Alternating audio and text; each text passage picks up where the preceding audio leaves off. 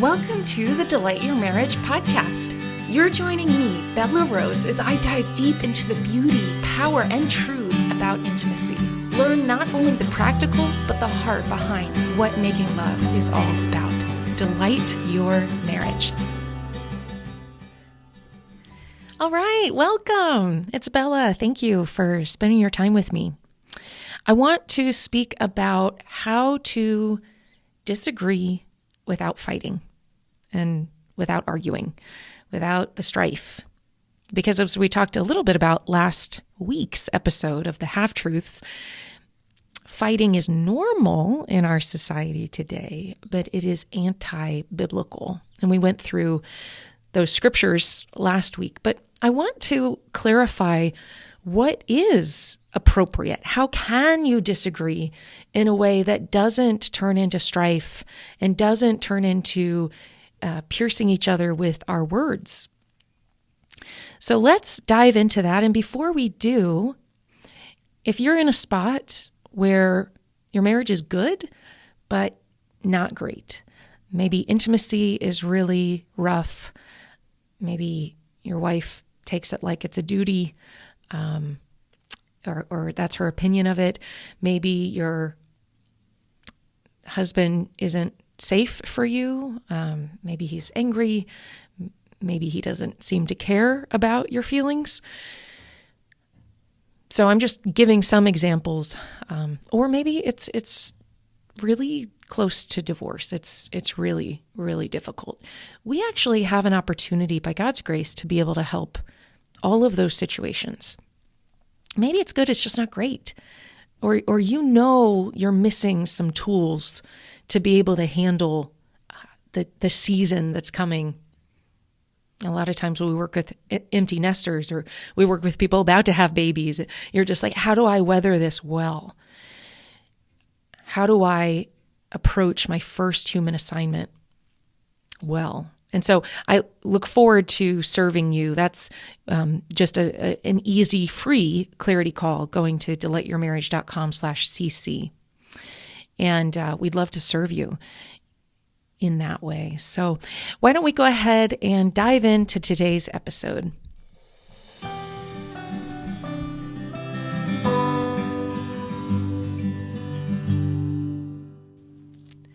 Okay, so firstly, I'd love to just give you a couple more resources that will give you some clarity on communication.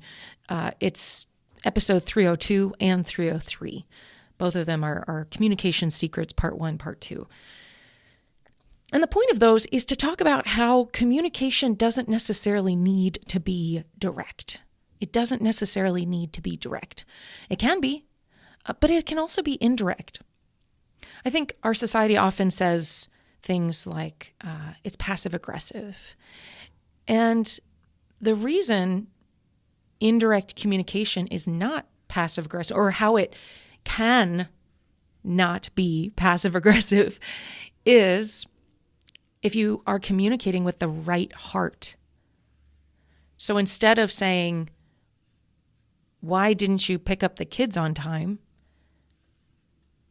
Maybe a non-direct communication is an email to say, for the next time, you send an email ahead of time saying, hi, honey, I'd love the kids to be picked up at 3:30. Let me know if I can support anything, something like that. And just, you're not critiquing after the fact. You're just proactively asking for the favor the next time. And if you have the right heart about it, that's not passive aggressive.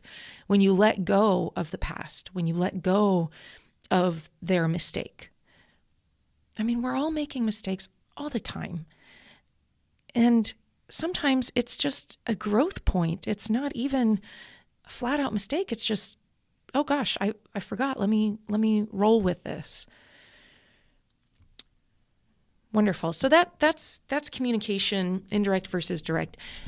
Now, we talk a lot about your marital health score in our work. And you can find out your marital health score actually by taking the marital health assessment. This is a free assessment online, and you can go to delightyourmarriage.com/health, and you'll find all of those. It's about 15 or 16 questions, something like that. And it really helps you to clarify where you are in terms of how healthy your marriage is. And communication actually really depends on the connection between you and your spouse. If you are not sleeping in the same room, you barely can, share about your day without getting attacked for, not doing whatever it is that you did the right way, quote unquote, then you can't communicate as freely as somebody who is lovey-dovey, connected, committed. They share their lives, their dreams, their passions. Of course, communication is not going to be the same. And since our whole organization is based on inviting transformation to your marriage, this is the process for transformation. But you have to find out where you are starting from. So I highly recommend you get a very clear picture of where you are right now on that marital health assessment. Just, I don't know if it takes 12 minutes most, but this could start you on the journey to know, okay, my next step looks like this. And in fact, there's a follow-up email sequence we have for the various levels of the marital health score to say, hey, here are some free resources that we recommend you check out. Here's an episode that's directly related to where you're scoring at this juncture. So that's my first invitation, is find out where you're starting. So it's just, if you're heading towards transformation, that's your goal, is to change your marriage, to improve your marriage, to increase the connection, to grow the relationship, then you've got to find out where you're starting. Otherwise, how will you know what your specific next step is? Just like a GPS, whether you're in Google Maps or the Apple Maps or whatever, if you don't have a starting location, left, right, straight, all those directions are not going to matter. You will not end up in the right spot unless you understand where you're starting. So this really is important. This isn't just a fluff. If I say, do say this, don't say that, but you're at a 3 out of 10 in your marriage, and I'm at a 9 out of 10, 10 out of 10 most of the time, we're not going to land in the same spot. My marriage obviously can take much more direct communication than yours can if you're starting at a 2 out of 10. And so in our actual coaching, we have several graphs to just help you catch what area you should be really attentive to based on your marital health score. So if you're lower on the marital health score, then you will not be having as much direct communication. Now, if you're closer to a 7, even an 8, then that's when you want to start having more direct communication. But for a very long time, if you're not there, you really want there to be peace in your relationship. You don't want to tackle the hard topics yet. It doesn't mean it's always going to be that way. But if your spouse is on edge, that anytime you say something like, honey, we need to talk, if your spouse thinks that you're about to pour a bunch of criticisms and critiques and bring up the past and all this because you've done it many times before, because you're being direct and you've got to be transparent, you've got to be honest, why then, of course, they're not going to be receptive to what you have to say. That receptive piece is really important. If you haven't established a deep connection and trust and safety with your spouse, you could be the most effective communicator everywhere else in your life. But it doesn't land with your spouse because they don't trust you, or they don't like you, or they haven't forgiven you. And so it's like your amazingly gifted communication skills are hitting a brick wall. And you may just need to give yourself to a season of healing your marriage. So you go from a 3 out of 10 to a 4 out of 10 to a 5 out of 10 to a 6 out of 10 to a 7 out of 10. And now those communication skills that do work in all these other realms are now relevant to your marriage. It's based on timing. It's based on where you're starting from. Now, let's say you are at a 7 out of 10. Let's say you have done the work to have peace in your home and your spouse does trust you and you are, and this is a process. It is a process. And sometimes it's day by day. Sometimes there's a kerfluffle that is big enough to kind of set you back. So you want to wait until there's peace again. But, and good feelings and trust and apologies. A really good apology. We all make mistakes. You owning it and apologizing is the very best thing you can do. And normalizing that process again and again and again and again. That's called growth. You are admirable for taking ownership and apologizing. It's excruciating. It really is. It's hard. But man, you get to the other side of that and you realize if I can just hang in there, all these feelings are gonna fade.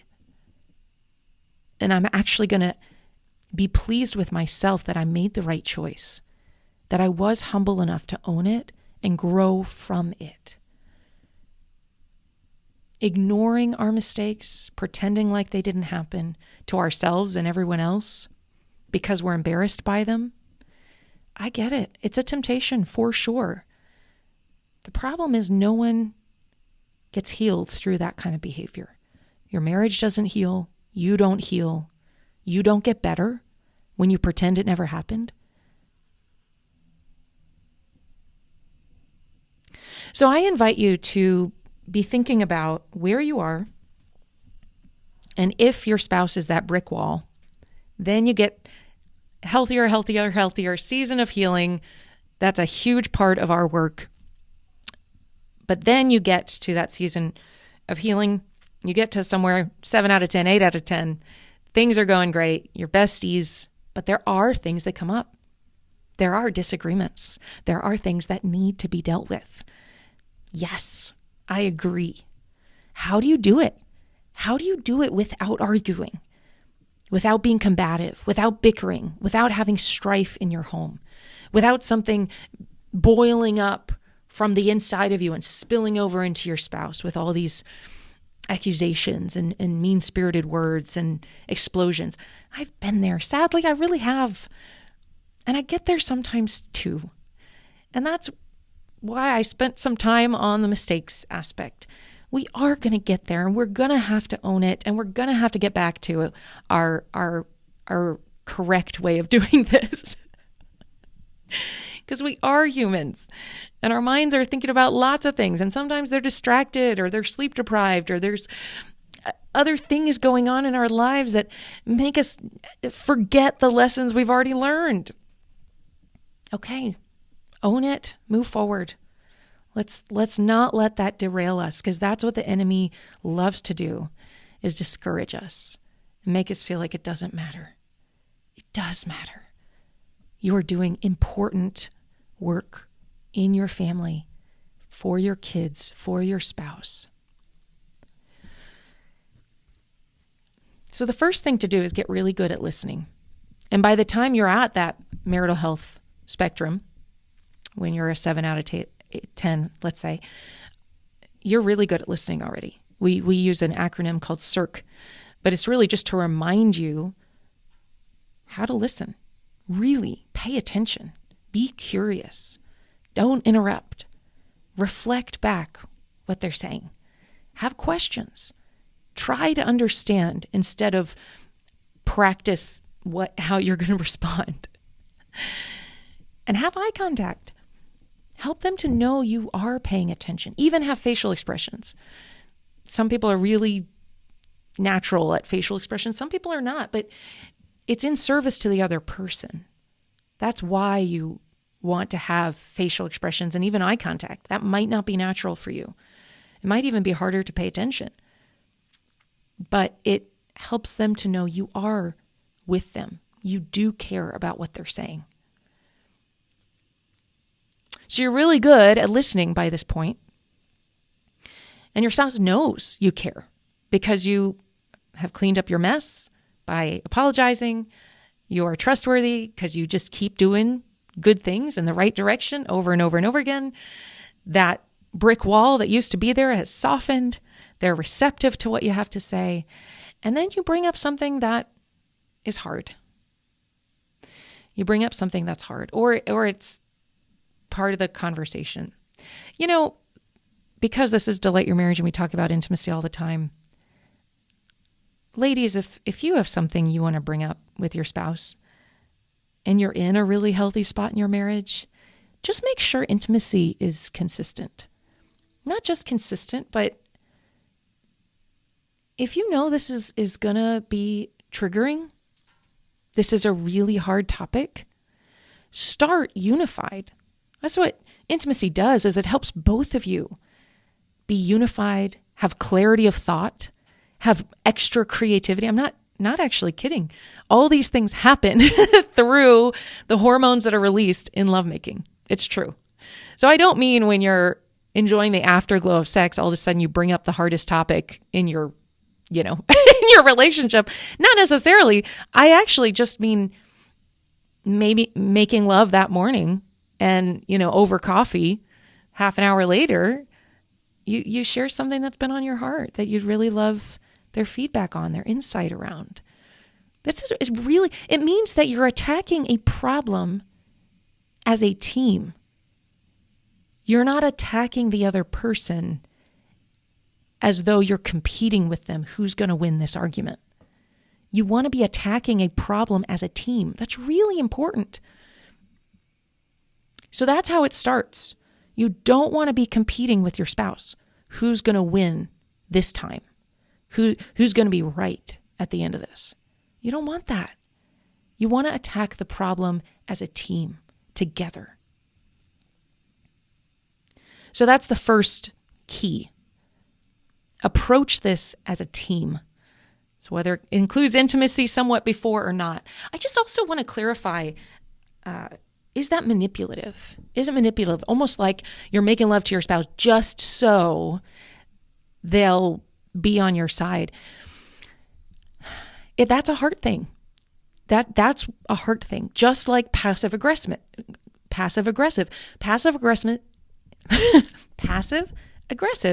is bad if your heart essentially is foul. If you have a self-centered, foul heart around how you're communicating indirectly, yes, that is bad.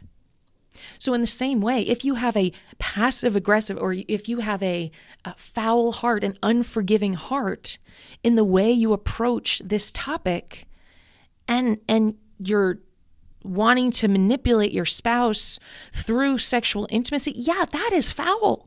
That is bad. That is very bad. It starts from your heart. Oh my, that's incredibly bad. But if your heart is, this is something that is affecting our family. This is clearly not a biblical thing.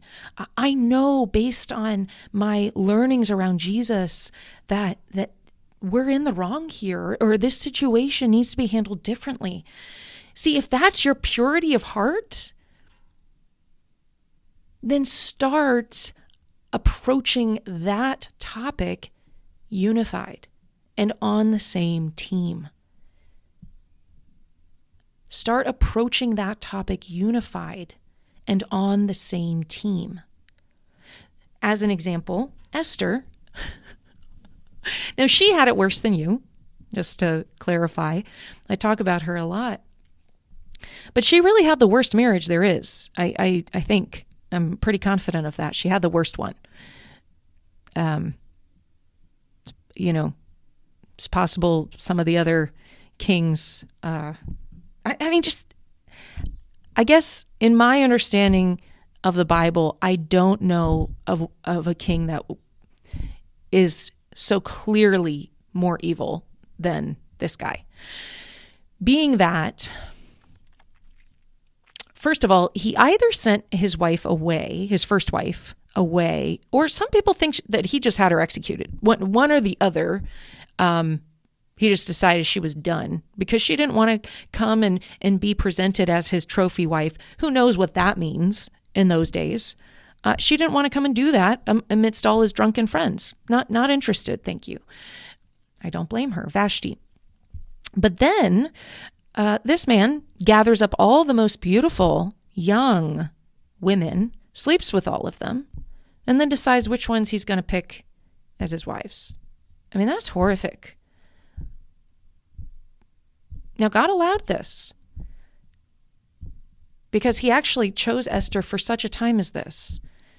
That's actually something his, Esther's own parents likely were killed by this very king who was oppressing her people. And I wouldn't say by him, it wasn't by his sword, but by his authority over the Jewish people. Maybe they were killed, maybe they died, but she was an orphan. She was raised by her cousin. And what she ultimately did was she changed the heart of this king. Because if you remember the story, Mordecai was loyal to the king, even though he was part of the oppressed Jews. And there was an edict that was going to kill all of the Jews, was going to allow for their murder, their extermination. And you've got to wonder, why would that even be possible? A whole people group, millions of people, that it would just be genocide. Now, maybe the bad guy, Haman, was not going to, maybe the king didn't come up with this plot, but the fact that he was going to allow it in his kingdom meant that he also allowed just the flat out hatred of Jews in his kingdom. He allowed that. And that's horrific. To the extent that it seemed an appropriate thing for him to just sign an edict so that they're all exterminated. I mean, it's horrific. And so here's this woman, this young woman, who's trying to decide what in the world to do, completely out of her depth in terms of how to approach this. But what she does is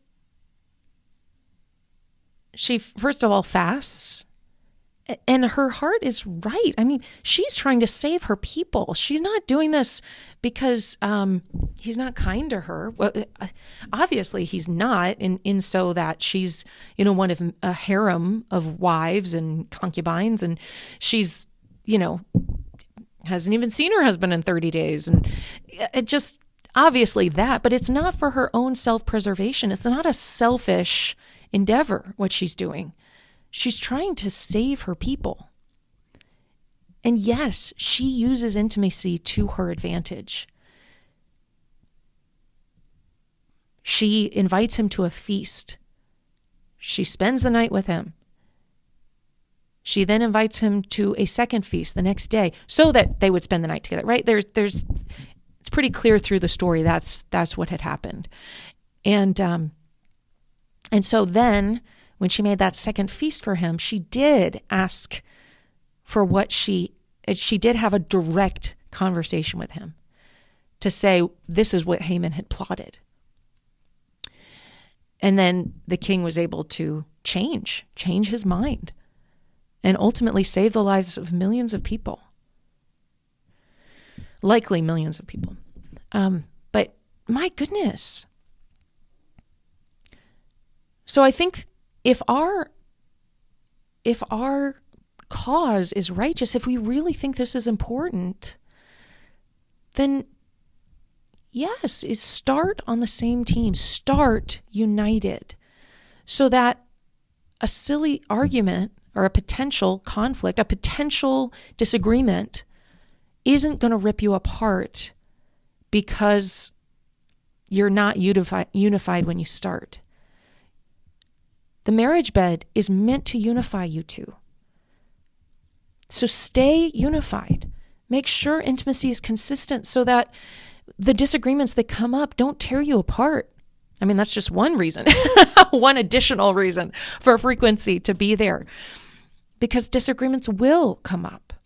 And both of you want to have a soft, generous heart towards each other, a charitable heart towards each other.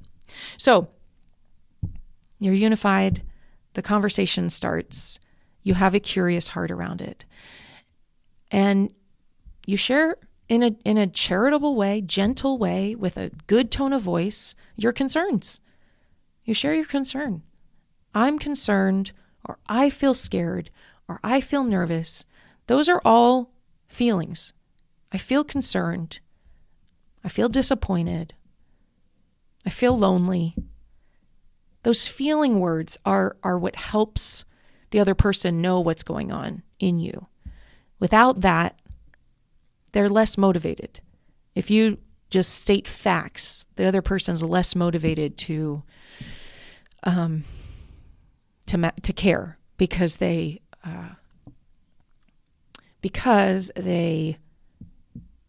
don't see that it's your heart. And when you're bringing something up and it's clear it's your heart, then that just it triggers people to pay a little different attention, and they're leaning in, or they're being more cautious and tender. It's just typical. It's not everyone's going to respond that way, but typically when you say a feeling word, the other person starts to lean in. Oh, we're talking about your heart now. Okay, I'm going to be more careful. I'm going to be more gentle. But if you just shared it as though this was a fact, an accusation even, you do this is bad, this is wrong, then the other person doesn't think this has to do with your heart. And that's what it actually has to do with. You are feeling alone. And that's why you want this person to change, but it's because of your feelings. So you share, I feel. You start that way. And then you ask questions. I'm curious what happens for you when this goes on. I'm curious. And so that's where that circ listening is so important. Listening. And then ask them to clarify. I'd love to hear from you. I'd love to hear what went on yesterday. I assumed these things. Is that right? Was that true? Checking assumptions is really, really, really good. Really good. I assume you were angry yesterday because your son did something that made you mad and you couldn't snap out of it. Is that right? I assume you just decided you were going to be angry all day because you started angry. Is that what happened? And now they have the chance to clarify, and you want that. And when they share, it's okay for them to get defensive. Defensive is okay. Look, if it's wrong, the assumption, defend it. And maybe the better word is clarify it. Maybe that would make you feel less bad for defending yourself. You want to clarify, because if the other person is misunderstanding you, clarify it. Now, it's very possible, even in a very healthy marriage, a disagreement comes out wrong. There's a mistake made. There's a tone. There's a whatever. We're on a really tricky topic. Hearts are trigger anything. It's very likely that to happen. Okay. So likely what needs to happen is a break. Even if one of you gets angry, and anger usually is covering hurt, one of you gets angry, or one of you just gets elevated. One of you feels that you're not getting through to the other person. One of you feels it's just hitting that wall. And it's not being understood. I accidentally do this sometimes. And I, again, have to own it and come back and get better and all that. But when I have felt this temptation to double down on the thing it seems the other person's not getting. And then I realize, wait a second, they might just be a slower processor. They might just need time. This is my husband, actually. He just might need time to process what we're talking about. And it's not that he's not getting it. It's just that if I double down, that's going to hurt him. It's going to make him feel like I think he's dumb. And that's not accurate at all. And so maybe I just need to leave it there and even ask, is this something you'd like to think about and we can circle back? Or I could say, I notice I'm getting really elevated. I'm sorry, honey, I need to take a break. I realize I need to take a break. I'd like to take a break. That might be another word that wouldn't trigger the other person. You say, I'd like to take a break. If the other person's getting really elevated, and you can say, honey, I know this is important.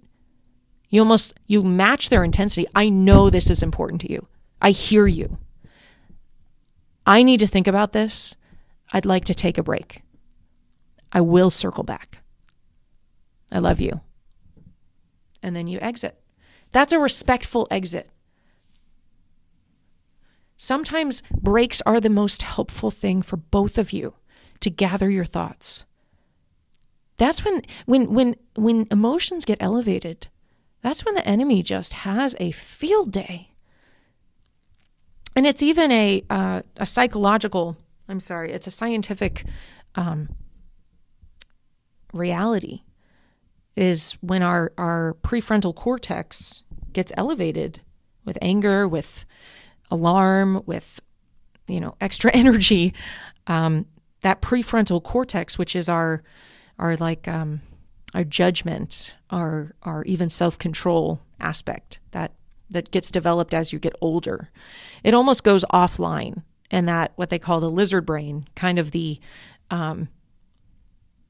most is it impulsive? Yeah, I would say the most impulsive, not self-controlled aspect just goes online, and neither of you are accessing wisdom when you're too elevated.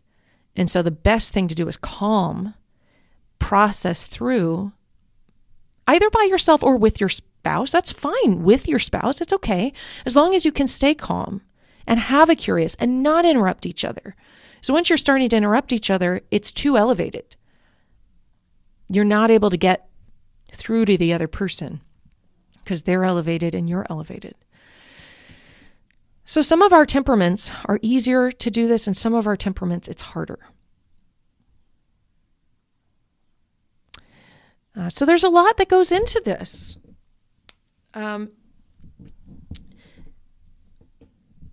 the best thing at the end of the day is not to be scared of conflict, is not to be scared of your spouse, is to really press in, lean in, be curious, and let love cover a multitude of sins.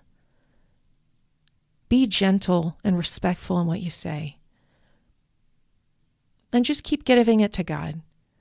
Even while you're talking to them, when you slow the conversation down, it gives you space to actually pray and ask God if there's more that He would want you to say or less that He would want you to say.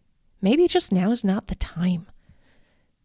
That's totally reasonable. You've got your whole lives with this person. Maybe they're changing in amazing ways. And out of impatience, you're wanting them to change more and faster and exactly how you want them to change. And that maybe now is just not the time. And then the final thing I would invite you to do is thank your spouse. Thank them for sharing their heart with you. Again, you're on the same team. At any point, you can stop the conversation and say, honey, we're on the same team. I'd love to take a break. I need to process all of this. This is important. I know. I want to come back to this. and I love you. And then the thing you'll have to do is come back. You will actually have to come back and reopen the conversation. And you can just ask, do you want to revisit that? You settled down and that conversation just kind of went away, like that issue went away. But you got to check, find out if it did. Well, I'm really proud of you that you want to communicate with your spouse well. You want them to feel loved. You want to heal the marriage. You want it to get better. All of that is so admirable. Wonderful, wonderful job. And if you're in the stage where you need to own some things and it's hard, I get it. I so get it. And perfection is really not our goal. Progress really is our goal. So if you're progressing by owning it and getting better and all that, great. You've got your whole life with this person. Don't worry. So you did it wrong for 25 years. Do it right tomorrow. But own the 25 years. That's important so that brick wall that maybe you're hitting up against with your spouse softens little by little by little. You'll get this. You'll get this. You will. You really will. You really will get this. We'd love to help you flesh this out and make this real, make this practical, turn this into a checklist that you don't have to throw things up against the wall. You don't have to, bat around in the dark anymore. There's a proven, tried and true process for this. We'd love to help you. delightyourmarriage.com/cc for that.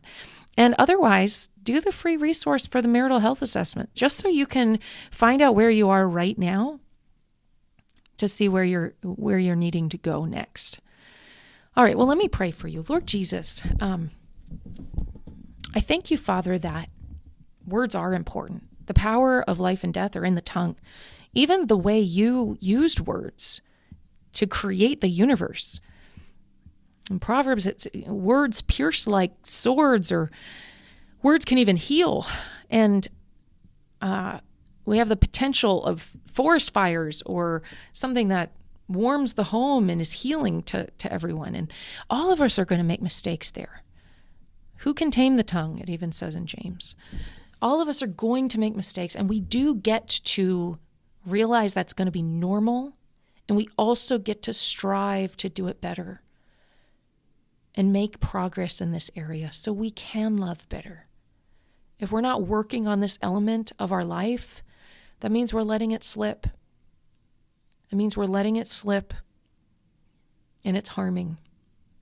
We want to work on this. And let it cause us to have caution, but also to not make us afraid to do anything.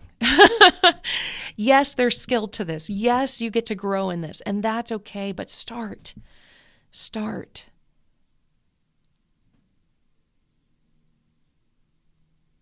Lord, I pray that the nugget that this person needed for their next step in their particular marital health score, where they are right now, you would give them insight into what's their next step. In Jesus' name, amen. I want to say one last thing for those of you that are really afraid of conflict. I want to invite you to be willing to clarify yourself. You may think that defending yourself is not something you should do.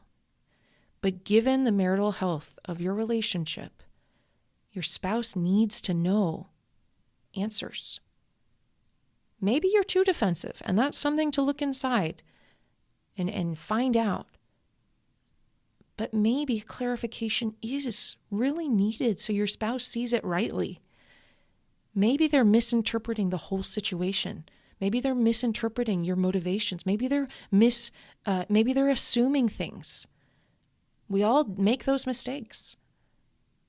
So with tenderness, with kindness, with gentleness, clarification, when both of you have not an elevated mindset, when you can be generous to them and charitable and assume the best in them,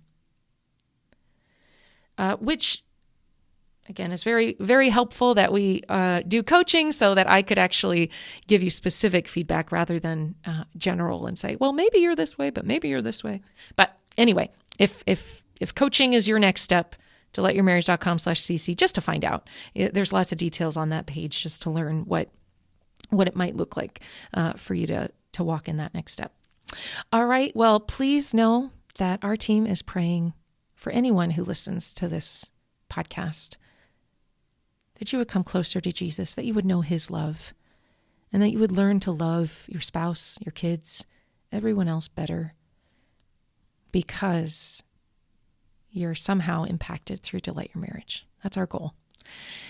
We love you. God bless you. Have a wonderful day.